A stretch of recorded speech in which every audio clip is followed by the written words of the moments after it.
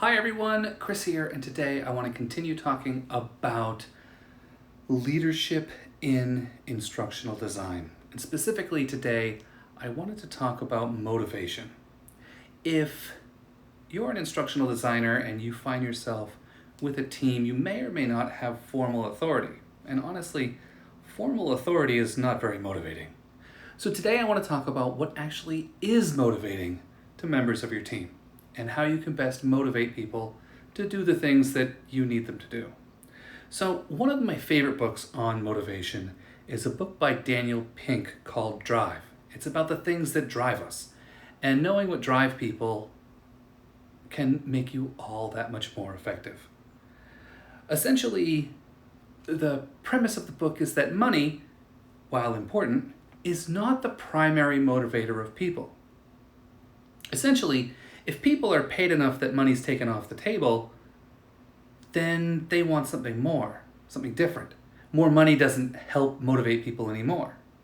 And what motivates people is primarily autonomy, mastery, and purpose. And there are ways that you can leverage these three basic motivators in the people that are on your team and that you deal with on a daily basis. Essentially, it comes down to treating people like they're people. And luckily, that's something that I think most instructional designers, given our natural personality type, have an easy time with. The second piece is mastery and helping people be better at what they're doing. And given the technical aspects of instructional design, if you're a skilled instructional designer taking on a leadership role, then taking the time to help others build themselves up, technically wise, can also add motivation to that group. And then finally, the last of the big three is purpose. And essentially, this is about ensuring that the members of your team realize that what they're doing is important. And it may not be important in the grand scheme of things, but it can still be important to people's lives here and there. Even if what you're doing is helping the ladies in accounting get the checks out better on time when they know the new software that much more intuitively. So there's always a connection there. And given that creating instruction is about solving problems is inherently meaningful. So there's a little bit more to motivation than just the big three. People want a sense of achievement and recognition, responsibility, advancement, growth.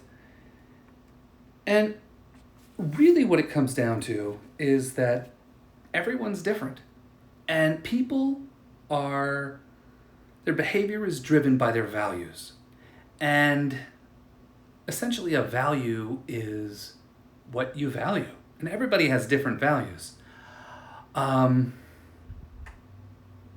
And one of the things I'm going to do is with this video, or if you're listening to the audio with the show notes, I'm going to stick a link to a values survey. And it takes like 5 or 10 minutes to do. I've done it more than once, and I keep coming up with the same values, which is probably a good sign. Also, I found it to be spot on. It's completely anonymous, and it takes all of the major values and ranks them based on your responses. And you can see, hopefully you'll see how the items highest on your list of values are the things you find most motivating. They're what drive your behavior. And the things at the bottom of your list of values, you just honestly don't value them as much as you do the items on the top of the list. So this comes back to emotional intelligence. It comes back to treating people with empathy and getting to know people and learning their values. So take the values assessment.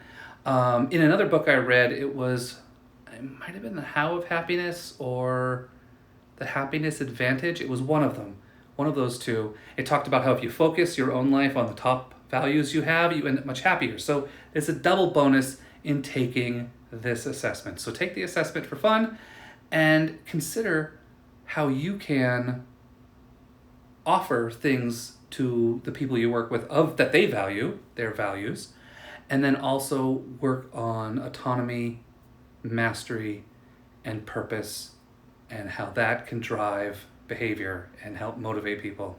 And tomorrow we're going to wrap up our discussion of leadership in instructional design with another quick talk, this time about team development and how you can develop your team. So I will talk with you tomorrow.